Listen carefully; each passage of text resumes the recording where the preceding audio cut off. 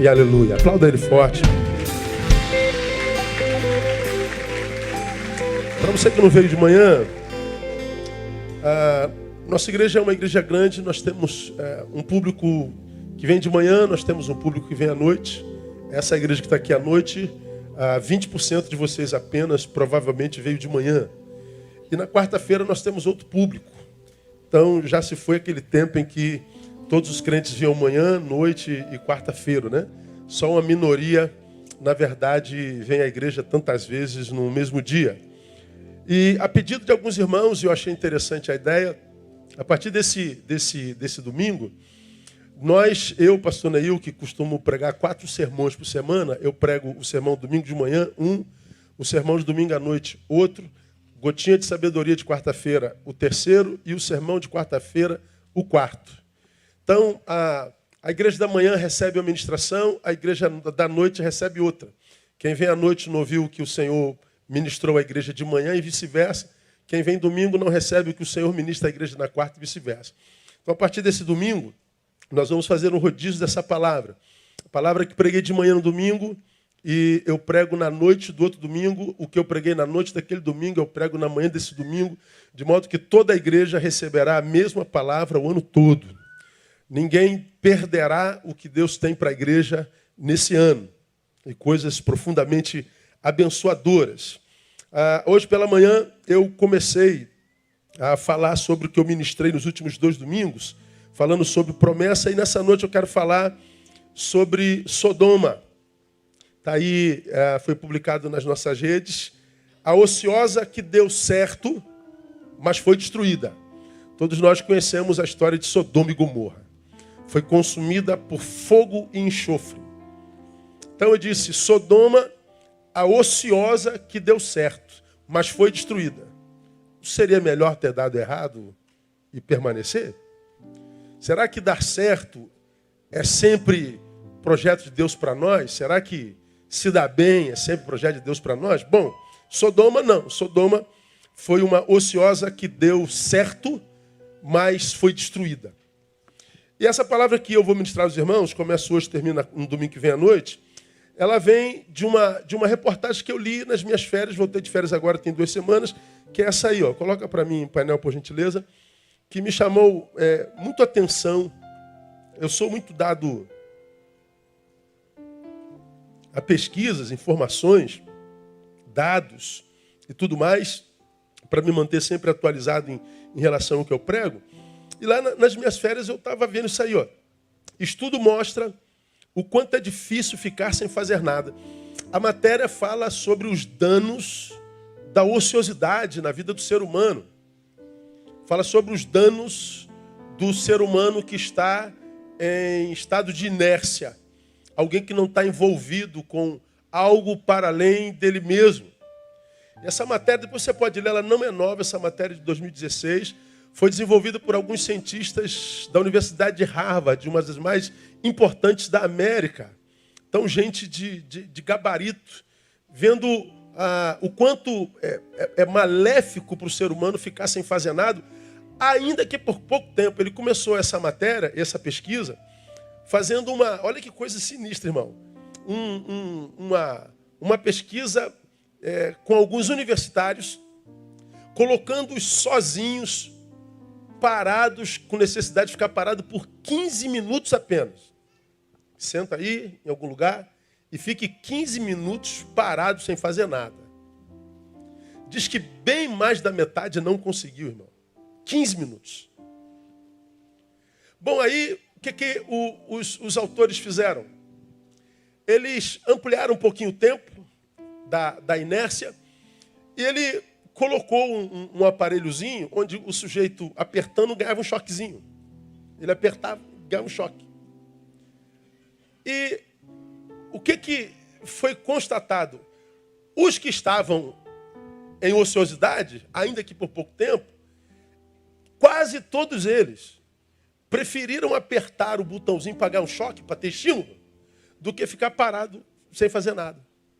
Então, quando ele estava muito pilhado, meu Deus, quanto tempo, ele ganhava um choquezinho e ficava legal.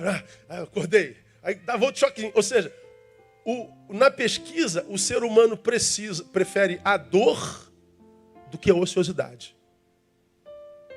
Depois eles ampliaram a pesquisa. Eles chamaram pessoas de igrejas, pessoas de outras áreas sociais e não só mais acadêmicos, e os dados foram os mesmos. A experiência é muito interessante. Fala sobre a desgraça da ociosidade na vida do ser humano. Pode tirar, obrigado. O ócio, portanto, é um dos maiores, na minha concepção, desqualificadores da existência humana. Quer desqualificar um ser humano? Quer arrancar dele o seu amor próprio? Quer arrancar dele a sua vontade de viver? Coloque-o em ociosidade. Faça dele um inútil. Ou faça de si mesmo um sujeito que pratica aquilo que eu falei de manhã, se torna indiferente a qualquer coisa. Você que não está envolvido com absolutamente nada. Por que que o ócio é um dos maiores desqualificadores da existência humana? Porque o trabalho ele tem a ver com a razão da nossa existência. O trabalho tem a ver com a nossa natureza. Trabalho para nós não é só trabalho para que a gente extraia dele o pão de cada dia, não. O trabalho vai para além disso. Ele tem a ver com a razão para a qual nós existimos, fomos criados. Portanto, tem a ver com a razão da nossa natureza. Um dos primeiros textos da Bíblia Sagrada, lá em Gênesis 2,15, está escrito assim: tomou, pois, o Senhor Deus o homem e o pôs no jardim do Éden para o lavrar e guardar. Então Deus cria o homem e o coloca no jardim perfeito. E diz, você não está no jardim só para usufruir o que o jardim tem. Você não está no jardim só para curtir a beleza do jardim ou para já tomar posse do fruto que o jardim já produz, não. Você está no jardim para interagir com o jardim. Você está no jardim para ser o jardineiro desse jardim. Você está ali para lavrar, para guardar. O que você vê, obra das mãos de Deus. O que você terá daqui para frente precisa também ser obra das tuas mãos. Então Deus me coloca, ou não nos coloca na terra, para usufruir o que da terra é, o que a terra tem. Ele diz, Neil, a tua relação com a existência é de interatividade, é interagir.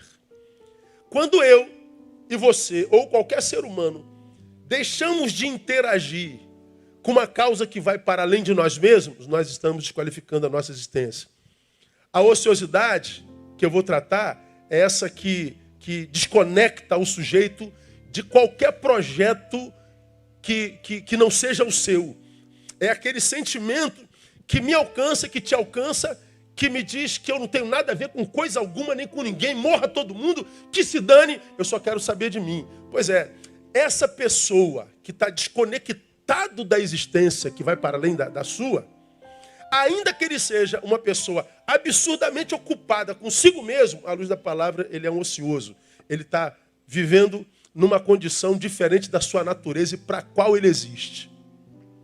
Bom, eu quando leio essas coisas, irmãos, eu entendo os dados da nossa existência: ansiedade, depressão, suicídio, angústia, vazio, isso que carcome a gente. A geração mais hedonista que já pisou na terra. Nós queremos prazer, nós queremos carnaval, nós queremos zoação, nós queremos dar prazer ao corpo, nós queremos só curtir. E quando é para curtir, quando é para celebrar, quando é para sambar, quando é para bagunçar, a multidão vai para a rua. Quando é para ajudar, quando é para contribuir, para enriquecer, para fazer acender, para ser remédio, é sempre a minoria.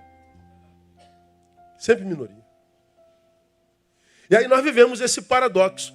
A geração que aos nossos olhos parece uma geração absurdamente alegre, ainda mais nesses dias, todo mundo feliz, todo mundo fantasiado, todo mundo sorrindo, todo mundo absurdamente alegre. Quando desliga o som, quando desliga a câmera, todo mundo volta para a sua angústia, para o seu vazio, para a sua depressão, para a sua tristeza. Portanto, abandona a sua mentira para voltar para a sua realidade. Eu mostrei para vocês aqui, há 5 anos atrás, dados da OMS, produzido em 2016, acusando que o Brasil é o país com o maior índice de transtorno de ansiedade do planeta. Já falei sobre isso 1000 vezes. E essa pesquisa da OMS saiu uma semana depois do Carnaval de 2016, dizendo que nós somos o mais ansioso do planeta e o 5º em depressão do planeta. Ou seja, nós saímos de uma festa, a maior festa pública da humanidade, e a OMS publica assim: está vendo essa festa toda? Mentira. Isso é uma alegria temporária que não gera plenitude na vida de ninguém. Isso é quem toma um analgésico estando com câncer. É uma geração cancerosa tomando analgésico. Arrefece um pouquinho a dor, mas é incapaz de curar o sintoma, curar a fonte do sintoma. Então, de onde vêm esses dados tão calamitosos, irmãos? Eu acho que a ociosidade contribui para isso de uma forma muito grande. Portanto, quando, por qualquer razão, nos permitimos tomar pelo ócio, nós passamos a caminhar contra a nossa própria natureza. Eu não quero saber de nada, pastor, ninguém me faz me mover daqui. Quero que todo mundo morra mesmo, porque é o que pensa sobre mim, que se dane. Aí você se retira para si no seu gueto, esse instinto de autoproteção, e o que você está fazendo? Você está se auto-sabotando, você está remando contra a sua própria natureza. O nosso corpo, ele pede repouso, mas a nossa essência pede utilidade. A nossa essência pede conexão. A nossa essência pede sentido para ser. E aí, quando a gente cede ao desejo do corpo, porque o corpo, para vencer a inércia, ele precisa estar sobre uma força para além dele, porque senão a inércia o toma mesmo. Então, se você cede ao desejo do corpo, você está remando contra a maré. Ou seja, a vida se torna absurdamente cansativa. Quando a gente anda na natureza, a gente deixa só a natureza nos levar. A gente só vai administrando. É como um barco indo na direção do rio. É só controlar o remo, porque a natureza faz o resto. Agora, quando a gente se permite tomar pela ociosidade, nós temos que remar contra o rio. A gente consegue por um tempo, mas chega uma hora, irmão, que se torna cansativo demais. A gente vai chegando num tempo da vida que diz: meu Deus, eu não estou aguentando mais, que vida é essa? O que está acontecendo comigo? Porque por mais que eu faça, por mais que eu trabalhe, a coisa não rema. De repente, é porque o seu trabalho é só em função do seu umbigo. Você, sem saber, porque ocupado, foi tomado pela ociosidade. A sua vida perdeu conexão com o jardim. A sua vida perdeu conexão com a vida. A sua razão de existir foi desconfigurada por causa de sua postura. E o mais grave disso é que é possível que nós prosperemos no ócio. Isso é que é terrível. Prosperemos no ócio. Eu citei aqui nessa fala um filme de 1995, Waterworld, O Segredo das Águas, com Kevin Costner. Quem lembra desse filme aí? A maioria de nós. Filme antigão. A terra foi tomada por água, acabou, e os sobreviventes tiveram que se adaptar a viver sobre as águas. Esse Kevin Costner, ele viveu uma evolução. Ele aprendeu a respirar dentro d'água. Ele tinha algumas guelras em algum lugar do corpo. Ou seja, ele prosperou no ócio, na ausência de terra. As pessoas que sobreviveram sobre as águas, embora não sendo das águas, conseguiram se virar, se adaptaram. Pois é, esse aqui é o problema. Eu posso me adaptar a uma vida que não tem nada a ver comigo. Eu posso prosperar numa área para a qual Deus não me criou. De modo que, se eu não sou quem deveria e estou onde não deveria, não há nada que eu tenha ou faça que gere plenitude em mim. Você não está fazendo isso porque ama. Você não está fazendo isso porque nasceu para isso. Não tem a ver com a tua alma, não tem a ver com o teu coração. Aí a gente encontra tantas pessoas que têm todo tipo de provisão, mas não estão fazendo aquilo para o que nasceram. E você senta no teu quarto, muitas vezes na tua solitude, com toda a provisão ao lado, e diz: meu Deus, por que eu estou tão infeliz? Se está tudo pago, se está tudo em ordem, por que está assim? Você que sonhou ganhar dinheiro, aí arrumou um jeito de ganhar dinheiro. Agora você tem dinheiro, mas aí você descobre que aquilo que você faz para ganhar dinheiro não é o que você gostaria de fazer o resto da vida. Porque é o que te dá recurso, mas não te traz sensação de realização. Dá para entender o que eu estou falando, amigo, não? É assim que acontece. Ociosidade. São as conexões. É quando a gente vive para nós, não é? Vive para nós. Mas essa prosperidade não acontece só no filme. Pode acontecer conosco. Prosperar longe da nossa natureza. Essa prosperidade, longe do que eu deveria ser, dar certo naquilo para o que eu nasci, para mim, pode ser traduzido como a maior das ciladas nas quais a gente pode cair.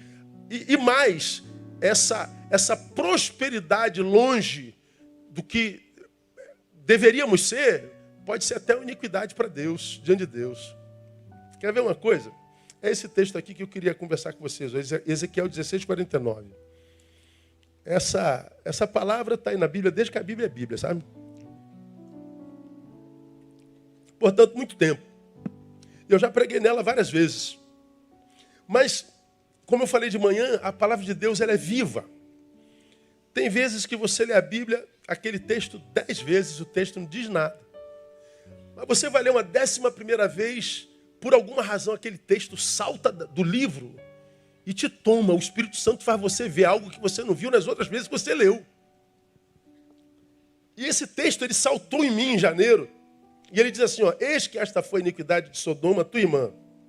Soberba, olha só, fartura de pão e, leia comigo, próspera o quê? Ociosidade próspera. Sodoma prosperou na sua ociosidade, mas nunca fortaleceu a mão do pobre e do necessitado. A gente conhece Sodoma e Gomorra, né? Sodoma é aquela cidade registrada na Bíblia Sagrada, parceria com Gomorra, mais Sodoma, que os anjos visitaram a Ló naquela cidade e eram tão lindos, tão bonitos, que a cidade e os homens daquela cidade queriam possuir aqueles anjos.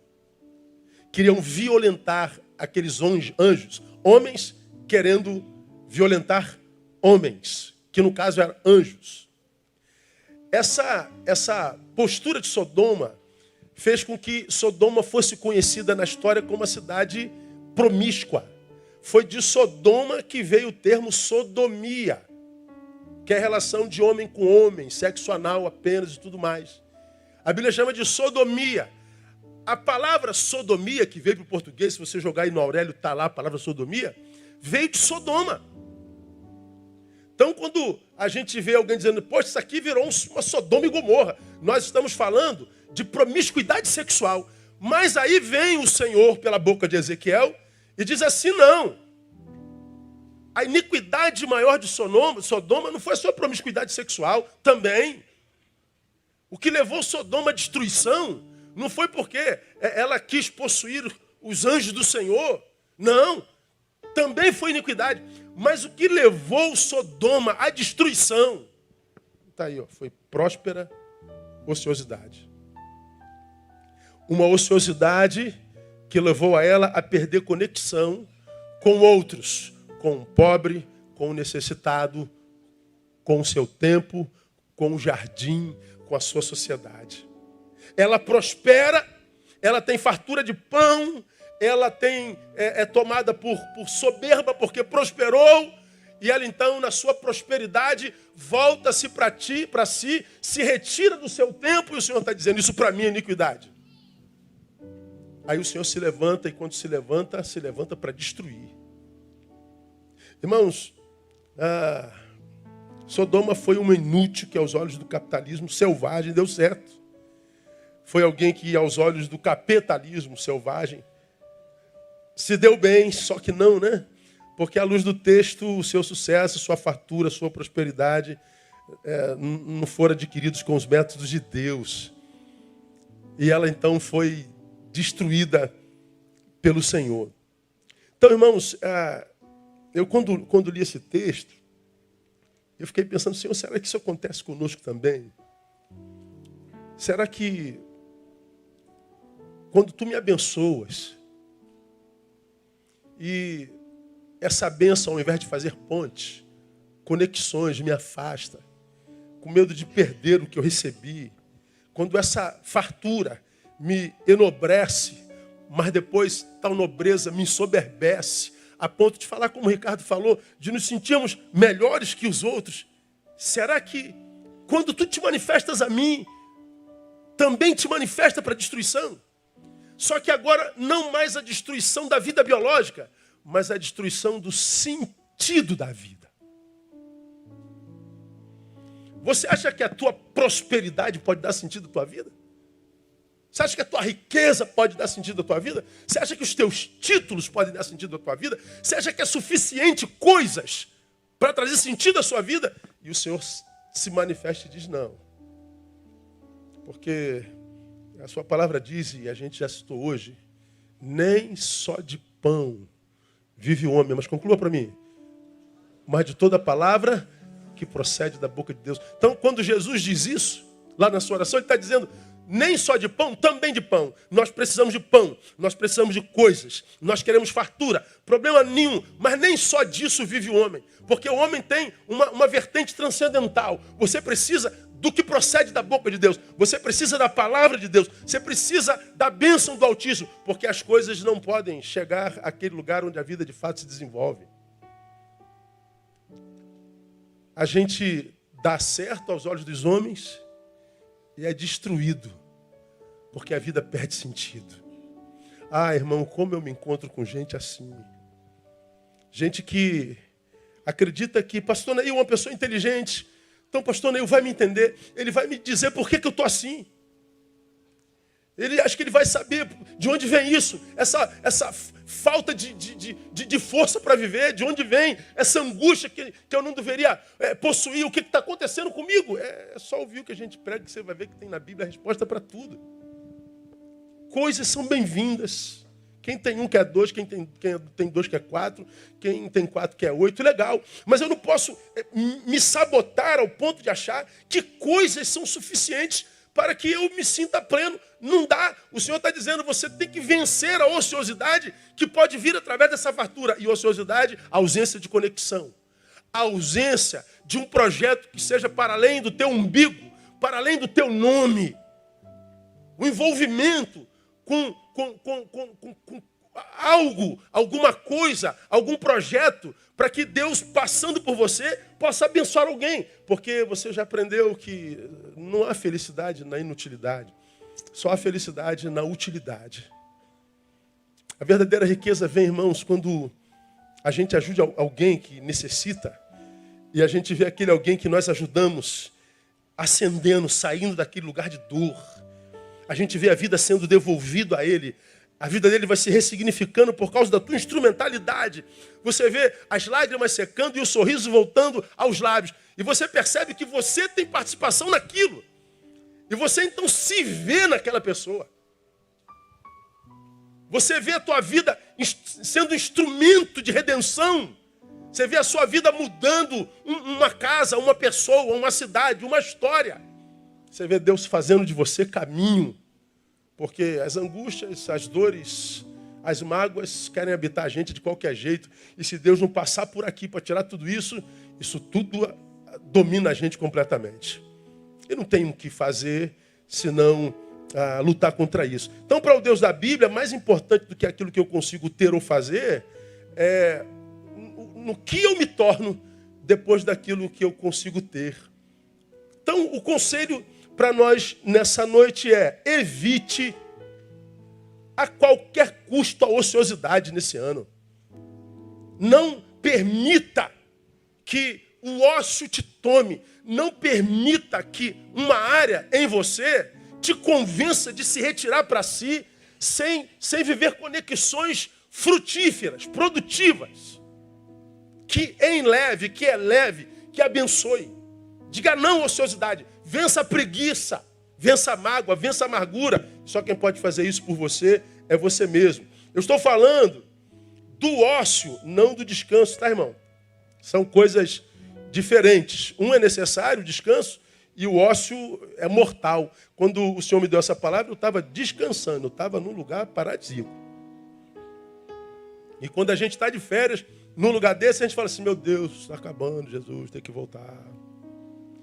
Ô Jesus, vamos, volta logo, né? E a gente está vendo aquele lugar, a gente vai se despedindo do lugar do descanso, mas tem missão para cumprir.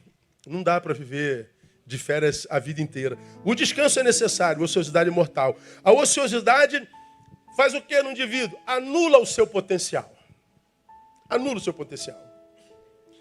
Porque você sabe que aquilo que a gente deixa de praticar se torna alguma coisa da qual a gente perde a praticabilidade, não é? Vocês não sabem, mas quando eu era garoto, eu quase fui jogador profissional.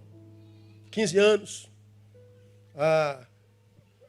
Jogava um campeonato onde tinha olheiros, fui escolhido para jogar no Vasco, não sei se foi livramento ou bênção de Deus, né? Virei pastor. Aí, aos 15 anos, saiu meu emprego na Juerp. Meu pai trabalhava na Junta de Educação Religiosa e Publicações, Juerp, e ele botou meu nome lá para trabalhar com 15 anos de idade. Aí saiu meu emprego com 15 anos de idade. Minha primeira assinatura de carteira foi com 15 anos de idade.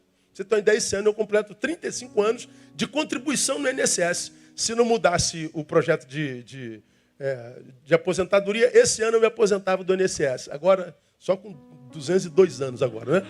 Então, glória a Deus, vamos trabalhar porque a gente tem saúde, né? Então, tá tudo bem. Aí, saiu o meu emprego com carteira assinada. Eu falei, puxa vida, vou ganhar o meu saláriozinho. Aí meu pai falou assim, meu filho, não vai trabalhar não, você não precisa, vai jogar futebol. Eu falei, mas pai, carteira assinada, caramba. E pensar em salário, né? Tem um salário mensal, com 15 anos de idade. Falei, não, vou trabalhar. Meu pai, não, vai jogar futebol, meu filho. E eu larguei o futebol. Eu já fui bom de bola, acredite você ou não. Eu me lembro quando a gente fazia, Jucimar, campeonato de embaixadinha. Cara, eu fazia 100 embaixadinhas, mole, brincando. Pô, aí a minha filha gosta de jogar, como é o nome? Altinha. Parece um moleque, minha filha menor. Aí, de férias, fomos jogar altinha. Pô, eu não dava um toque que ia certo, Josimar. Toda a bola que vinha, ia para lá. Outra, gente, não é possível. Aí eu peguei a bola, deixa eu ver se eu fazer embaixadinha. Fui fazer embaixadinha, eu não fazia 5. Falei, gente, o que aconteceu comigo? É falta de prática, meu irmão. Se você deixa de praticar, você perde o domínio. Se você deixa de praticar, você perde a competência. Se você deixa de praticar, você enferruja, você atrofia. O que a ociosidade faz com um sujeito que se retira para si? Te incapacita de se relacionar de novo. Te incapacita de voltar a ser útil de novo. Você se acomoda, você se enferruja, você se mata. Você pratica um suicídio processual. Vai morrendo em processo. Você vai morrendo devagarinho. Você perde a capacidade de praticar solidariedade, bondade, generosidade, a ociosidade anula o potencial do indivíduo. E nós já aprendemos, potencial não desenvolvido gera a pior das angústias. Qual é a pior das angústias? Falta de inspiração para viver. Viver para quê, pastor? Não tem mais ânimo de acordar e dizer, caramba, acordei. Que bênção, vou para a vida, acordei de novo. Não tem, pastor, eu acordo, pego o ônibus, vou trabalhar porque eu tenho que fazer. Mas eu não tenho inspiração nenhuma, eu não tenho vontade disso, eu não tenho vontade daquilo, eu não tenho vontade daquilo outro. Eu sou um corpo que vai, eu não conto sentido. E triste para mim, irmão, é encontrar gente com 20 anos assim. Eu atendi uma menina que estava terminando seu curso de Direito, com 21 anos de idade. A menina QI lá no teto. O pai dela, um homem de Deus, de uma igreja batista daqui do nosso estado, me escreve um texto pedindo socorro para a filha dele, porque a filha dele queria se suicidar de qualquer jeito. E ela queria cometer um suicídio pensado. Falei, pai, eu não quero mais viver. Eu quero comunicar ao senhor e minha mãe que eu vou me matar, eu não quero. Eu não tenho nada contra o senhor, contra ninguém. Eu só não encontro sentido na vida, eu não quero mais viver. Por que eu não posso me matar? Por que eu não posso dar? A vida não é minha. E o pai argumenta, a mãe argumenta, todo mundo levou o médico, levou para o psiquiatra, levou para todo mundo, levou para psicólogo, levou para não sei o que e tal. E aí encontra um psiquiatra, um psicoterapeuta também, que diz assim, mas ela tem direito de se matar, ué? Existe uma corrente em terapia que trata disso, viu, irmão? Por que ela não pode? E a menina está decidida. Assim, naturalmente. Não é aquela pessoa que está com dor, está em depressão. E quer... Não. Ela está dentro da razão dela. Eu quero morrer. Aí o pai me procura e diz assim, pastor, pode atender minha filha? Eu falei, eu posso. Aí veio a menina. Quando a menina veio, acho que eu já contei isso aqui, eu falei para o pai, já tentaram tudo com a menina, já. Já foi para esse lado, para aquele lado, para outro lado, para todo mundo, para médico, para terapeuta, todo mundo. O que eu vou tentar fazer é com que a sua filha saia daqui querendo me matar, não se matar. Então é possível que a sua filha saia daqui batendo a porta, me xingando, querendo me matar. Então é normal. Normal. Aí a filha entrou, ela senta na minha frente, com um chiclete na boca. Aí eu falei, tudo bem? Prazer, sou o Neil. E falei, sei, já ouvi falar muito do senhor. Falei, legal. Ouvi falar de você também. E não ouvi coisas boas não, hein? Ela falou, pois é, porque meu pai não quer deixar eu fazer com a minha vida o que eu quero, não sei o quê, bababá, bpp. Queria me matar. Eu falei, teu pai tá errado, tu tinha que morrer mesmo logo. Fui conversando com ela, né? Como assim, pastor? Eu falei, pessoas frouxas como você, farsantes, que querem usar de uma pseudo-intelectualidade para fugir da vida, não deveria viver mesmo, não. Esse desejo de morrer, ele não é real. Isso é medo de encarar a realidade. Isso é medo de cumprir a missão para a qual você existe. Eu fui, irmão, desconstruindo assim, ó. Tec, tec, tec, tec, tec, tec, tec. Dizendo as verdades na lata, botando ela assim. Eu falei, já quer morrer mesmo? Se morrer, já morreu. E tá tudo certo. Vai que salve, irmão. Eu fui machucando. Pô, e ela, daqui a pouco, ela, quem o senhor pensa que é para falar comigo desse jeito? Eu falei, eu sou esse cara que o senhor ouviu falar, o tal do Neu Barreto. Tal. Mas ela ficou com tanta raiva, mas eu consegui fazer ela com tanta raiva, que ela levantou da porta, ela abriu a porta, bateu a porta, saiu daqui a pouco, ela voltou, entrou, bateu a porta de novo. Mas troco de que o senhor falou isso? Eu falei, por causa disso. Nós ficamos conversando umas 2 horas, ela foi, bateu porta. Meu irmão, foi um quiprocó. A sorte é que o pai dela estava do lado de fora e eu tinha avisado o pai. Porque tu imagina se eu não aviso o pai. O que esse cara fez com a minha filha dentro do gabinete, irmão? Loucura, não é? Bom, 26 anos, tá? Vive formada. Pra você ter uma ideia. Vive formada. Eu quero morrer. Esse querer não é inerente ao ser vivo.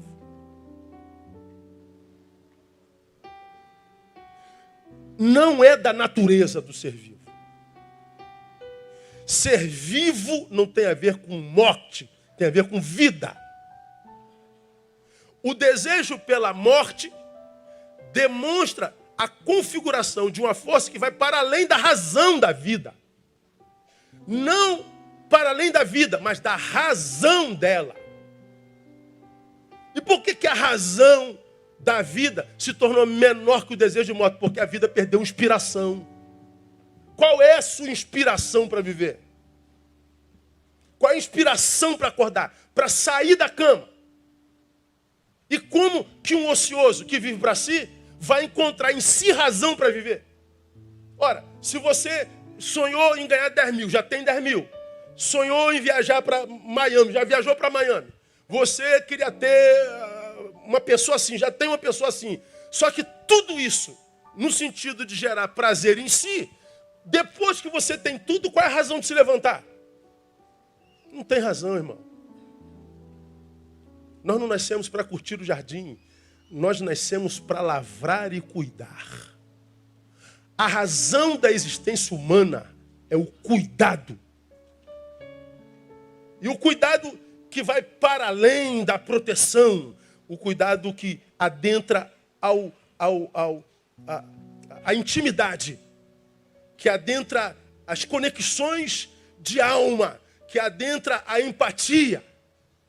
Porque senão a vida perde sentido mesmo. Potencial não desenvolvido gera falta de inspiração para viver. Me lembro Picasso. Picasso foi quem disse, inspiração existe, mas ela tem que encontrar você trabalhando. Porque se eu paro de trabalhar, ou seja, de viver conexões, a inspiração não me acha. O que me acha é a indiferença e o vazio mesmo. Então Picasso está dizendo, olha, Ney, você quer inspiração? Trabalhe. Porque quando você trabalha, mesmo que você não esteja inspirado hoje, no meio do trabalho a inspiração aparece. Agora, se você fica aqui parado, esperando a inspiração aparecer, não parece não, irmão. A inspiração só encontra a gente trabalhando. No ócio, a gente se mata lentamente. Aí cito também Aristóteles, que diz que o prazer no trabalho aperfeiçoa a obra. Então, quando eu trabalho, eu me especializo. Como eu tenho dito, se de um lado eu perco competência ao não praticar a embaixadinha, por outro lado, a gente se torna especialista por muito repetir o que a gente pratica.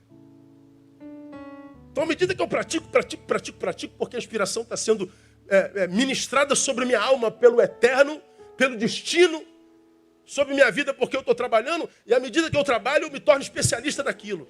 E quando eu me torno especialista no que eu faço, eu passo a fazer o que eu sempre fiz com muita força, porque não era especialista, sem força alguma. Porque manter uma bola aqui, ó, é uma dificuldade para quem não tem destreza. Agora, para quem é craque, irmão, não é força nenhuma. A vida se torna mais fácil. A vida se torna menos pesada. A vida se torna mais prazerosa. A vida se torna mais vida. Então, a minha oração tem sido, irmão, nesse sentido, de nos dar a graça de ver o maior número de gente da nossa comunidade envolvida com algum projeto. Que Deus nos dê a graça de vermos a nossa comunidade, não só a nossa comunidade, a raça humana, envolvida não só pela rede, numa conexão mentirosa, numa conexão extremamente adoecedora, mas numa conexão real, de vida real, numa conexão de enriquecimento mútuo, de compartilhamento de competências e de experiências, para que a gente cresça junto. Porque se isso não acontece, irmão, a vida perde sentido mesmo. Eu vou caminhar com mais um tópico, depois a gente para, a gente vai celebrar a ceia ainda hoje. Eu vou mostrar para vocês alguns males, além desse que eu já falei para vocês, advindos da ociosidade. Por isso Sodoma, que prosperou, foi destruída. E eu não posso deixar de aprender com isso. Porque eu, como você, quero morrer bem velhinho. Quero morrer lá no finalzinho da minha terceira idade, quase entrando na quarta idade. Tem quarta idade não, né? Então, eu não sei se tem quarta idade, então quero morrer no finalzinho da terceira idade, mas morrer com saúde, morrer bem. E como é que a gente envelhece bem? É quando a gente, à medida que envelhece, olha para trás, o que vê é história, é vida praticada, e não ausência de história, porque não teve coragem de praticar a vida. Então, só envelhece bem quem envelhecendo para, e cada vez que a gente envelhece, a gente fica mais lento, não é verdade? Então, você mais lento tem condição de olhar um pouquinho mais para trás. Aí você olha para trás e assim, caramba, que história repleta de significado e significância. Como Deus foi generoso me usando, me fazendo canal e caminho. Que bênção é ver a minha vida repleta de vida praticada. Portanto, não há remorso, não há ódio, não há ranço, não há rancor, porque eu tive coragem de praticar isso. Então eu sigo com esperança, mais lento, é verdade, mas vivendo até o fim da vida, não sendo tomado pela desgraça de morrer antes da morte chegar. Isso é que é envelhecer bem. E aí você vai sendo útil, você vai se alimentando, você vai se exercitando, você vai melhorando sua saúde biológica, a emocional, ligado no eterno, que é a fonte da vida, você vai envelhecendo. Então, como eu digo aqui brincando, eu cuido do meu corpo, eu procuro ser útil, eu mexo com a minha cabeça, eu leio, eu me informo, eu pesquiso, porque o meu sonho é enterrar a maioria de vocês, em nome de Jesus, e é verdade. Então, é viver bem. Vamos lá. Danos provenientes da ociosidade. Vou deixar um hoje para gente. Fartura sem plenitude. Fartura de pão. Olha, você tem tudo que precisa, Sodoma, tudo, em abundância. Mas se sente plena, Sodoma? Não. Não sinto não, sou uma infeliz. Ué, mas como que você pode ser infeliz se você tem tudo? Como que você pode ser infeliz sendo invejado por todo mundo? Como que você pode ser feliz com tanta saúde, com tantas posses, com tanta gente te invejando, com tanta gente te seguindo? É fartura sem plenitude. Porque é fartura sem a bênção do Senhor. E sabe o que é ruim nisso aqui, irmão?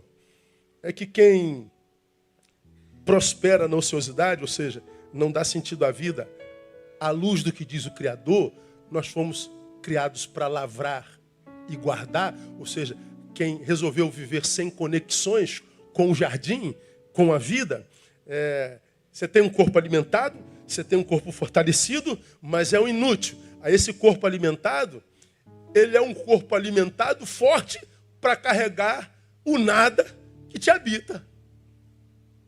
Então é melhor ser doente. Porque ter um corpo forte, ter potencial, ter capacidade, ter destreza, mas ser um inútil é carregar o nada que habita. Carregar o nada que habita é o inferno. Citei há 2 domingos atrás, de 2 vezes, Blaise Pascal.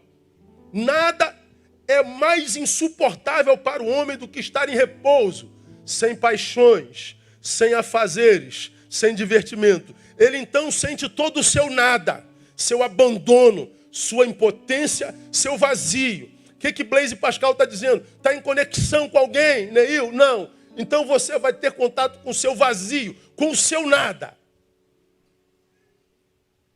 E é pura verdade, irmãos.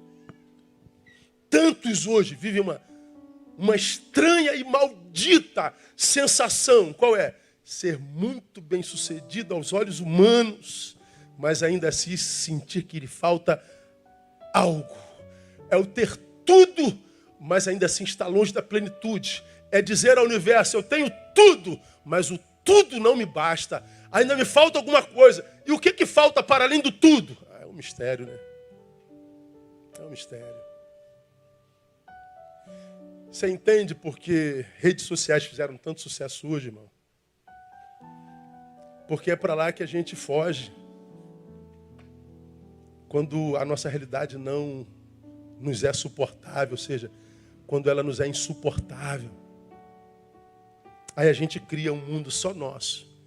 A gente vai para o mundo de Narciso. A gente vai criar um mundo que a gente gostaria que fosse assim. Eu queria muito que todos acreditassem que eu estou almoçando com a minha família e estou feliz. Está nada. Eu queria muito que todo mundo acreditasse que nas minhas viagens nossa relação está bombando. Está nada. Passou um mês na Europa, não deu um beijo na boca. E são casados há 20 anos. Se sentindo plena. Não é assim que se fala? Se sentindo? É. Então, se sentindo plena. Aí atendemos ontem e está em depressão profunda. Tomou um pacote de remédio ontem. Mas aí a gente vai lá no Face, no Instagram, e está lá os cliques. Like, linda, maravilhoso, inteligente, feliz. Aí você diz, poxa, caramba, pelo menos massageia meu ego, né? Essa gente toda que está bombando, lacrando nas redes, que se acha porque está lacrando, desliga a rede deles e veja o que sobra.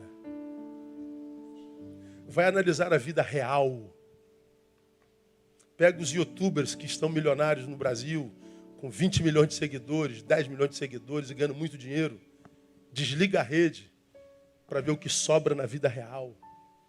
Sobra nada. O que sobra é o nada. É o vazio. É a angústia. Como eu digo sempre, não é crítica a um instrumento, a máquina. Isso aqui foi a melhor invenção que o homem já teve. Isso aqui é uma fonte, um instrumento que poderia gerar vida na vida dos homens, mas ela tem sido refúgio dos que vivem fartura sem plenitude. Então, vive essa estranha e maldita sensação. Clarifica um pouquinho essa ideia, a parábola do rico insensato. Bota para mim, painel, Lucas 12, 16 em diante. Irmão, a Bíblia é a coisa mais linda do mundo. Propôs então essa parábola, Jesus, né? O campo de um homem rico produzira com abundância. E ele arrazoava consigo, dizendo: que farei? Pois não tenho onde recolher os meus frutos.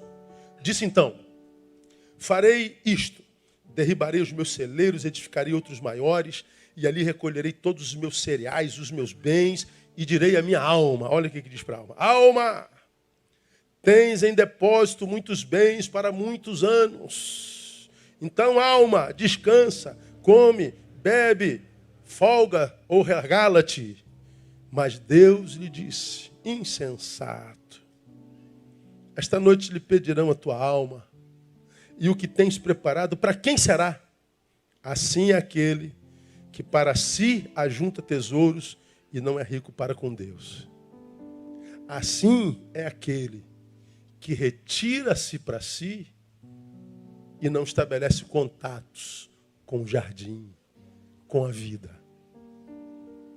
Que não é rico porque Deus não pode usar como caminho para chegar a alguém. De modo que, quando Deus me usa para chegar a alguém, eu ganho um ponto com Deus. É como se eu fosse enriquecendo para com Deus. Então está dizendo, como você se retirou para si e eu não posso usar você para nada, você não tem riqueza alguma comigo. Assim é a vida. Então o que esse texto aqui explicita, irmão, assim, mas explicita de forma saliente? Primeiro, a impossibilidade de conexão entre alma e coisas. Ele teve uma fartura de colheita e diz: meu Deus, não cabe nesse celeiro. Derruba tudo, faz 10 vezes maior. Fizeram. Encheram aquele celeiro de coisas. E ele diz: alma, come, bebe e folga. Só que alma e coisas não tem conexão, né? A minha alma não se satisfaz com um carro novo. A minha alma não se satisfaz com um corpo novo. A minha alma não se satisfaz com um seio novo, com lábios novos. A minha alma não se satisfaz com uma casa nova. Não, isso satisfaz outra área da minha vida, não a minha alma. Alma e coisas não encontram conexão. São coisas distintas. São de naturezas completamente distintas.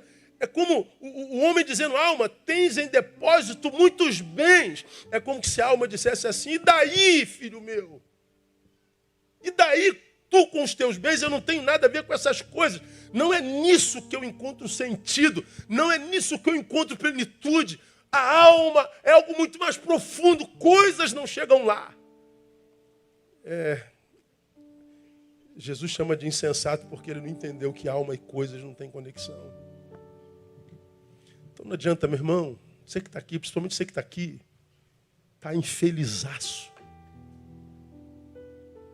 Você que está aqui que está ruim, brother. Ninguém sabe que você está assim, a não ser Deus. Nem tua esposa imagina que você está assim, teu marido. Mas você carrega esse vazio, essa vida sem sentido. Mesmo que tua rede esteja bombando. Mas quando bota a cabecinha lá no travesseiro, que sobra angústia mesmo. Não são as coisas que vão trazer sentido para tua alma. Porque alma e coisas não encontram conexão. Esse texto demais fala da impossibilidade de conexão entre alma e tempo. Porque o texto está dizendo: muitos bens para muitos anos. Alma, você tem bens para muitos anos. Como que se alma e tempo pudessem encontrar conexão? Quem nos enganou dizendo que nós temos ingerência mesmo sobre o tempo? E sobretudo sobre o muito tempo. Meu irmão, quem te garante que você chega em casa hoje? Quem te garante que eu desço desse púlpito hoje? Quem, ontem à noite, em Realengo, poderia imaginar que hoje à noite a sua casa estaria no chão? Quem? Quem naquele avião podia imaginar que ele cairia? Quem passeando naquele navio de viagem, como é o nome dele? Não, Titanic não. Não. É moderno, como é o nome daquele? É barco? Não. Transatlântico, obrigado, irmão. Já teve lá, né, irmão? Fala a verdade. Então, quem poderia garantir que essa viagem que o pessoal fez no transatlântico agora, alguém ia estar com coronavírus e que ia ser a pior viagem do mundo? Ter que ficar 14 dias dentro do quarto, com medo de ser contagiado, contaminado. Quem poderia imaginar quantos ali guardaram dinheiro por muito tempo para poder fazer a viagem dos sonhos e perderam quase a vida, e alguns perderam de verdade? Quem disse que nós temos gerência sobre o nosso tempo? Se eu não tenho gerência sobre o tempo, qual o tempo que eu e você precisamos ser felizes, irmão? É agora. Me ajuda, irmão. Catuca alguém e fala assim, irmão, é agora. Não pode ser amanhã, não, irmão.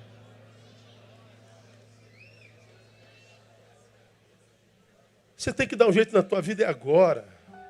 Você tem que dar sentido à tua existência, é agora. Não, amanhã eu faço, amanhã pode não existir. Amanhã não existe, cara. Deus está chamando insensato. Quem falou que você tem domínio por muitos anos? É no agora, que a vida tem que encontrar sentido. Como eu li outro dia, as pessoas esperam toda semana pela sexta-feira. Aí, na sexta-feira diz, sextou.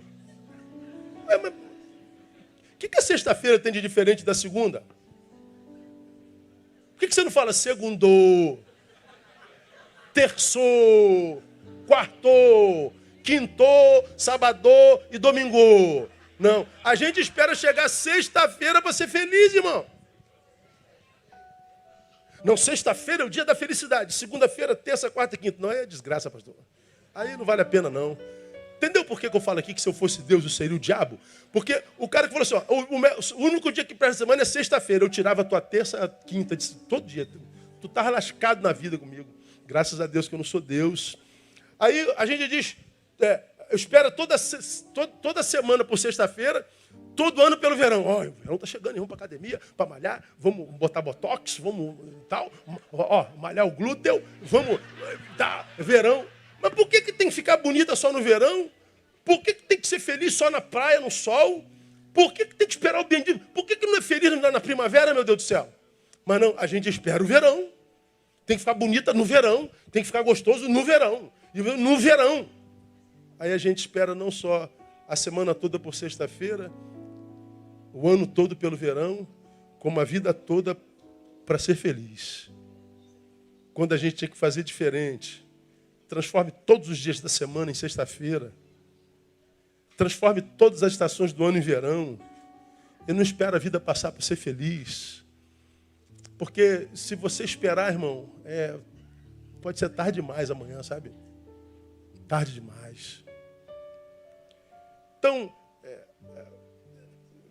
a impossibilidade de conexão entre alma e tempo. Para a gente terminar esse texto, me ensina sobre a impossibilidade, olha só, de se entender essas possibilidades antes da calamidade e da perda de tudo. Esse texto me ensina a respeito da impossibilidade de se entender essas impossibilidades antes da calamidade e da perda de tudo. É uma pura verdade.